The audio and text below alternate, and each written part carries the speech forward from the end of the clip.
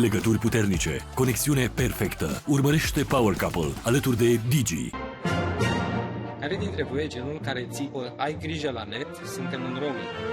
Aici cred că ar fi Simona, care comunică foarte mult și vrea pe toți să-i asigure că am ajuns cu bine oriunde am fi sau că suntem bine.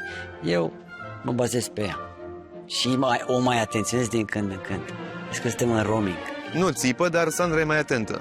Ți-ai zis, nu-mi imaginez că acasă, am telefonul, bam, bam, bam, bam. Nu țip, dar uneori îmi zici. Ce am zis? Să mă loghez la Wi-Fi-uri, mamă. Să nu mai stai, da. Dar nu, dar mă întrebi, te-ai logat și la Wi-Fi? Că uite, avem aici Wi-Fi. Sau dacă vrei parola, uite, asta e parola. Asta ar mai lipsi, să mai și țip pentru treaba asta. Adică Nu, eu îți nu. dau un sfat. Da, Dacă nu vrei țipă să-l nimeni. urmezi bine, dacă nu, Da, mai mult net pentru mine, nu? fata mea ține cu casa. Legături puternice, conexiune perfectă. Urmărește Power Couple alături de Digi.